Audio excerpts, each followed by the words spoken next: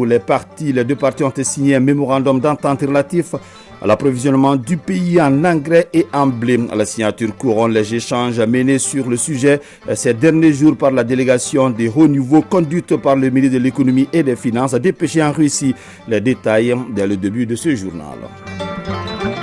La journée mondiale de l'alimentation, l'événement est célébré aujourd'hui sous le thème « L'eau, c'est la vie, l'eau nous nourrit, ne laissez personne de côté ». Le message du ministre de l'Agriculture dans ce journal. Le ministre Lassine Dambélé met l'accent sur les enjeux de la journée et les grands défis liés à une bonne alimentation des communautés. Les grands formats de ce journal portent aujourd'hui bien sûr sur un quartier de Bamako, précisément de la commune 5. Ce quartier a été fondé en 1930 par un certain Daouda Sangaré. Le nom Daouda qui donne déjà un indice pour identifier le dit quartier. Rendez-vous en fin de journal pour le grand format. Au menu, la page sport avec Fotiki Tunkara, le match amical international de préparation. Le Mali affronte l'Arabie Saoudite demain, mardi. Coupe du monde de rugby France 2023. Les quarts de finale ont pris fin hier. Nous sommes heureux de vous compter parmi nous. Bonjour à vous, merci et bienvenue dans ce journal. Près de 400 000 tonnes d'engrais attendus de la Fédération de Russie pour la prochaine campagne agricole. Quant au blé, les quantités qui seront acheminées avoisinent les 50 000 tonnes par mois. Le mémorandum d'entente relatif à l'approvisionnement du pays en engrais et en blé a été signé hier à Moscou entre Russes et Maliens. Il couronne ainsi les échanges menés sur le sujet bien sûr ces derniers jours par la délégation des hauts niveaux conduite par le ministre de l'économie et des finances sur comment va se faire la livraison. Je vous propose d'écouter le ministre de l'Industrie et du Commerce, Moussa Alassane Diallo, répond aux questions de nos envoyés spéciaux à Moscou, Brahima Koulibaly et Yaya Konaté. Les échanges avec la société Demetra ont porté sur l'approvisionnement de notre pays au titre de la campagne 2023-2024 de la totalité des intrants dont le Mali a besoin. C'est environ 350 000 à 450 000 tonnes d'intrants agricoles. Les filières porteuses comme le coton ou le riz représentent à elles seules 320 000 tonnes d'intrants agricoles, dont 120 000 tonnes pour le complexe coton, 110 000 tonnes pour l'urée et 100 000 tonnes pour le complexe céréales. C'est premièrement, d'assurer la disponibilité des intrants au plus tard le mois de février 2024 sur l'ensemble du territoire national. Et cette disposition nous permet d'anticiper sur l'évolution actuelle du prix du pétrole sur le marché qui s'inscrit dans une tendance lourdement haussière. Donc pour anticiper sur la hausse du prix du pétrole sur le marché international qui aura des incidences sur le prix des engrais, donc nous avons anticipé donc sur la commande de façon à ce que notre pays puisse avoir en temps et en heure les intrants pour la campagne prochaine. Le deuxième aspect, les négociations et le partenariat que nous allons avoir va nous permettre aussi d'avoir un interlocuteur dont les relations vont s'inscrire dans la durée. Au-delà de la disponibilité et du prix, il y a aussi toutes les questions liées à la qualité des intrants. La Russie est le premier producteur en urée et le deuxième producteur d'intrants pour ce qui est les intrants potassiques et les intrants phosphorés. Donc on est en face de nous des sociétés qui ont une dimension internationale et mondiale et dont la qualité, les professionnels, l'expertise sont reconnus au plan international. Par rapport au blé, il y a déjà eu de premières opérations. Comment est-ce que cette opération va se poursuivre avec la Russie? Nous avons déjà eu une première livraison de 50 000 tonnes de blé pour les minoteries du Mali. Il y a des remboursements qui ont été déjà effectués pour un montant global de 7 milliards de francs CFA. Donc nous allons renouveler ce contrat de livraison de blé à hauteur de 50 000 tonnes et sur cette base-là, nous allons continuer à assurer aussi la disponibilité de la matière première pour assurer le fonctionnement de nos minoteries. Là aussi, comme l'engrais, on s'inscrit dans une dynamique de partenariat sur du long terme, de façon à éviter les variations d'une part du cours du blé sur le marché international, mais assurer aussi la qualité du blé afin de produire du pain de qualité pour les Maliens. Voilà, à l'instant, le ministre du Commerce, Moussa Alassane Diallo, qui répondait aux questions de nos envoyés spéciaux en Russie. Au Burkina Faso, une cérémonie s'est déroulée hier pour marquer les 36 ans de l'assassinat du capitaine Thomas Sankara en présence du président de la transition, le capitaine Traoré. Fait marquant, le boulevard général Charles de Gaulle à Ouagadougou a été renommé boulevard Thomas Sankara. En Tunisie, l'opposante Abir Mouzi a été arrêtée le 3 octobre et placée en détention provisoire 48 heures après, accusée de troubles à l'ordre public et de vouloir s'aimer le désordre. Elle a été arrêtée après avoir voulu déposer un recours contre le décret présidentiel dans le bureau d'ordre à proximité du palais de Carthage, une procédure nécessaire selon sa défense. Malgré la cadence quotidienne de la violence, des affrontements entre les Hezbollah et l'armée israélienne qui ont fait des morts et des blessés des deux côtés depuis le 7 octobre, l'escalade à la frontière libano-israélienne reste limitée et sous contrôle. Les échanges de tirs se déroulent principalement dans la zone frontalière et ont globalement épargné des infrastructures civiles et les zones industrielles, à l'exception des tirs israéliens qui ont tué un journaliste vendredi 13 octobre et 2 personnes âgées le lendemain.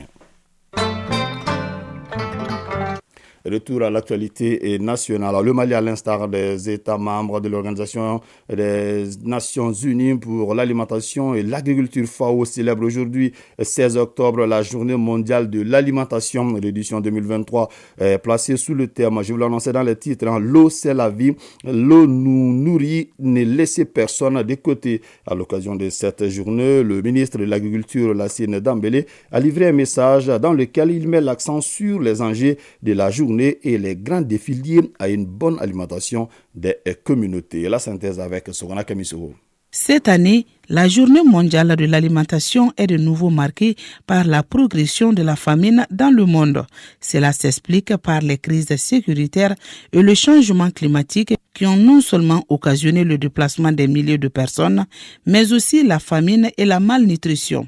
Face à ces défis, il est donc urgent que les pays membres de la FAO se mobilisent pour une solution durable. Lassine Dambélé, ministre de l'Agriculture. Avec des événements organisés dans plus de 150 pays par les bureaux de la FAO, les gouvernements, les autorités locales et d'autres partenaires, cette journée est l'une des plus importantes manifestations du calendrier des Nations Unies et a pour but de renforcer la sensibilisation et l'action en faveur de l'objectif faim zéro et en faveur des populations qui souffrent de la faim, de l'insécurité alimentaire et du manque de régime nutritif sain. On ne peut parler de l'autosuffisance alimentaire sans évoquer l'agriculture, un domaine qui, de nos jours, est le plus grand consommateur de ressources en eau douce de la planète et représente 70% de la consommation. C'est ce qui justifie d'ailleurs le choix du thème « L'eau c'est la vie, l'eau nous nourrit, ne laisse personne de côté », le ministre Lassine Dambélé. Le 16 octobre 2023, la JIMA célèbre l'une des ressources les plus précieuses de la Terre. Je veux parler de l'eau. L'eau est essentielle à la vie et aux moyens de subsistance. En réduisant la faim et la pauvreté et en réalisant tous les objectifs du développement durable. La crise climatique, la croissance démographique, l'urbanisation, l'industrialisation et le développement socio-économique exercent une pression croissante sur les ressources en eau. Au Mali, au-delà de la journée, c'est tout le reste du mois qui est dédié aux activités en faveur de l'alimentation. Lassine Dambélé, ministre de l'Agriculture. C'est dans ce cadre que mon département, en collaboration avec le ministère de la Promotion de la Femme, de l'Enfant et de la Famille, organise conjointement la Journée mondiale de l'alimentation et la Journée internationale des femmes rurales le 26 octobre 2023 à Ouelessebou. Cette année, la Journée mondiale de l'alimentation marque le 78e anniversaire de la fondation de la FAO et le 44e anniversaire de sa présence au Mali. Lancement officiel ici à Bamako des activités du projet d'urgence de production et de sécurité alimentaire et nutritionnelle. Ce projet d'un coût de plus de 4 milliards de francs CFA est financé par la Banque africaine de développement BAD. Il vise à relever les défis de la fragilité économique avec un domaine prioritaire unique accès sur l'amélioration des chaînes de valeur agricole. Mamadou Fane. L'insécurité alimentaire est devenue une préoccupation croissante à travers le monde. Le projet d'urgence de production et de sécurité alimentaire et nutritionnelle au Mali PIPSAM, qui vient ainsi d'être lancé, est une réponse des autorités maliennes pour atténuer les effets de cette insécurité alimentaire sur les populations tout en réduisant la hausse des prix des denrées alimentaires. Draman Diarra, coordinateur du projet PIPSAM. Le projet se décline en 3 grandes composantes. La première composante, c'est autour en tout cas de l'accès amélioré à des semences de qualité, et environ 1027 tonnes de semences. La deuxième composante, c'est autour de l'accès à des engrais de qualité et en temps pour l'exploitation de ces semences. Et la troisième composante, c'est par rapport à la bonne gouvernance, puis aussi la mise en œuvre, en tout cas, de toutes ces activités sur le terrain. Ce projet d'une durée de 18 mois couvre 11 régions du Mali et le district de Bamako. Il est financé par la BAD à plus de 4 milliards de francs CFA, dont plus de 2 milliards en dons. Ahmed Salim Ndiaye, représentant par intérim de la BAD au Mali. Compte tenu du caractère urgent de l'initiative, les opérations de cette facilité ont été traitées avec beaucoup de souplesse et de flexibilité à travers la simplification du rapport d'évaluation du projet par le conseil d'administration du groupe de la Banque africaine de développement, la signature diligente des accords de financement entre le groupe de la Banque et la République du Mali. Lassine Dambélé, ministre de l'Agriculture. Ce projet contribuera à réduire les effets de la crise alimentaire, améliorer les moyens de subsistance de 35 274 producteurs et leurs familles, soit environ 222 000 personnes, à travers l'acquisition et la distribution de 1027 tonnes de semences climato-résilientes sélectionnées, 682 tonnes de NPK, 200 tonnes de DAP, 1352 tonnes d'urée. En plus des actions en matière de réforme politique visant à améliorer la politique sémencière, des actions seront menées en vue de renforcer le système d'acquisition et de distribution des engrais. Le lancement de ce projet va renforcer la résilience des ménages dans les zones d'intervention du projet.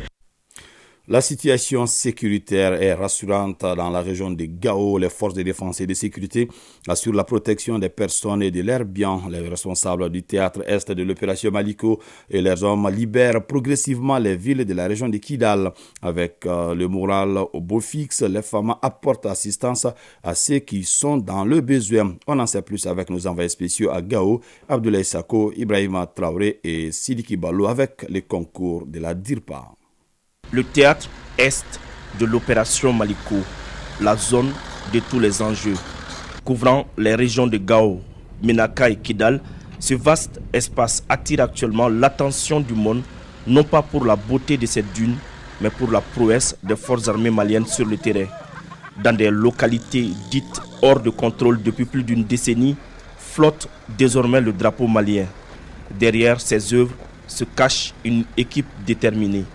Colonel-major Maka Alassane Diarra, commandant du théâtre Est de l'opération Maliko. Les femmes sont résolument engagées dans la lutte contre le terrorisme et surtout la protection des personnes et de leurs biens. Nous pouvons dire que c'est satisfaisant. Et le moral de la troupe, je peux dire qu'aujourd'hui, avec la montée en puissance et les résultats qu'on a eus sur le terrain, nous pouvons dire que le moral de la troupe est au beau fixe. La planification, la coordination ainsi que le suivi des opérations aéroterrestres dans cette zone sont assurés par le poste de commandement interarmé du théâtre Est. Et les responsables du secteur sont chargés de la conduite des opérations terrestres. Colonel Issa Bagayougo, commandant du secteur 1 de l'opération Maliko. Il y a quelques inquiétudes qui sont au sein de la population, mais de plus en plus elles sont rassurées par l'intensité de nos opérations qui ne font que les sécuriser de plus en plus. À l'intérieur de la ville, les populations vaquent normalement à leurs affaires. Donc certaines activités sont aujourd'hui dans l'oubliette, notamment les enlèvements des personnes, les assassinats sont aujourd'hui oubliés par les populations. Donc c'est qu'il y a une chose très très positive. Les populations vaquent normalement à leur mouvement sur les différents axes logistiques notamment de l'Abezanga à Gao. Pendant que les troupes ratissent au sol, l'armée de l'air domine le ciel, toujours plus loin, plus haut et plus fort. Elle va même au-delà de sa mission sécuritaire pour le bien-être des populations. Colonel Alou Koulibaly, commandant de la région aérienne numéro 3. Effectivement, l'armée de l'air, en plus de sa mission au profit des troupes terrestres, arrive à assurer aussi la liaison, le déplacement de la population civile depuis le sud au centre jusqu'au nord ici, dans les fins fonds. Et on arrive aussi à soutenir et appuyer nos troupes qui sont dans la profondeur. Et la population est vraiment satisfaite. Ce que nous pouvons demander à la population, de continuer à faire confiance à son armée de l'air et en général aux FAMA. Dans les régions de Gao, Menaka et Kidal, les FAMA ne se limitent pas à la libération des zones. Elles apportent leur aide aussi aux populations à travers des actions civilo-militaires et des assistances médicales. C'est cela aussi la dimension professionnelle et républicaine de nos FAMA. Gao, Abdoulaye Sako, Ibrahim Traoré, Sidiki Balo, avec le concours de la DIRPA pour l'ORTM. 7h passées de 16 minutes, grand format. Il fait partie aujourd'hui des quartiers populaires de Bamako avec des centaines d'habitants de différentes ethnies. Daouda-Bougou, c'est de lui qu'il s'agit, a été fondé en 1930 par un certain Daouda Sangaré qui était cultivateur. À l'époque, le village était habité par lui et ses frères. Dans la rue de Daouda-Bougou, beaucoup ignorent encore l'essence et l'histoire de la création de cette partie de la capitale. Pour en savoir plus, nous sommes allés à la rencontre de quelques habitants et du chef du quartier. C'est le grand format de ce lundi signé Bourama Traoré. En ce dimanche après-midi, cette ménagère s'active à redonner à la cour familiale sa propriété. Un coup de balai répétitif après une forte pluie dans les quartiers. C'est dans cette fraîcheur que nous accueille le chef de famille. Bonsoir mon père. Bonsoir.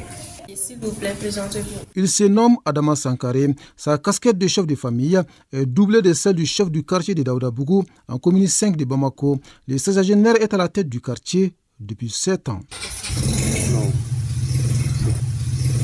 Dans les rues de Daouda-Bougou, ils sont nombreux à ignorer le sens ou encore l'histoire de la création du quartier. Et parmi eux, Jaminatou Koulibaly, qui vit ici depuis plus d'une vingtaine d'années.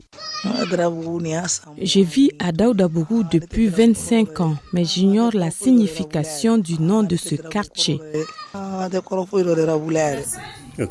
Bien qu'elle soit venue dans le quartier il n'y a pas très longtemps, Rokia Koulibaly ne s'est point intéressé pour l'instant à la signification ou encore à l'histoire de Daouda-Bougou. Depuis 3 ans, je suis à Daouda-Bougou, mais je n'ai pas cherché à savoir l'histoire de la création de ce quartier. Au cours de notre promenade dans les rues de Daouda-Bougou, nous avons rencontré Ousmane Tangara et Rokia Sako. Tous les deux habitent le quartier depuis des années et nous expliquent ce qui se cache derrière son nom. Ça vaut 5 ans comme ça. Daouda-Bougou, c'est le nom de Daouda, le fondateur même de Daouda-Bougou. Depuis ma naissance, ça fait 26 ans, 27 ans. Les mots même Daouda-Bougou, Daouda-Kabou. Le village de Daouda, c'est mon quartier préféré. Des explications presque partagées par Yacouba Traoré, un autre habitant du quartier, pour qui Daouda-Bougou signifie case de Daouda. Pour moi, c'est une case construite par Daouda. C'est pour cela qu'il a pris le nom de Daouda-Bougou, comme Daouda-Kabou. De l'avis du chef du quartier, Adama Sankaré, Daouda-Bougou a effectivement été fondé par un certain Daouda Sankaré. À l'époque, c'était un petit village avec comme habitants le fondateur et ses frères. Le sens de Daouda-Bougou, ça veut dire que le fondateur, ça a pris le nom du fondateur. C'est Daouda qui a créé le quartier. Le premier venu, Daouda-Bougou a été créé en 1930. Je dis bien par Daouda Sangaré et la famille de Daouda Sangaré. Daouda Sangaré était cultivateur. Il a donc choisi cette partie de Bamako pour mener ses travaux champêtres et au fil des ans, les habitations ont eu raison de son verger. Il est venu pour la culture. Il avait un verger de manguier. Quand ils se sont installés, les gens sont venus petit à petit, jusqu'à ce que le quartier est devenu grand. C'est pas quartier, c'était en ce moment un village. C'est mon quartier préféré. Le village d'hier est devenu aujourd'hui un quartier populaire de Bamako avec ses dizaines de milliers d'habitants. L'arbre planté en 1930 par Daouda Sankaré a donc donné assez de fruits 93 ans après. Mais je l'aime quand même.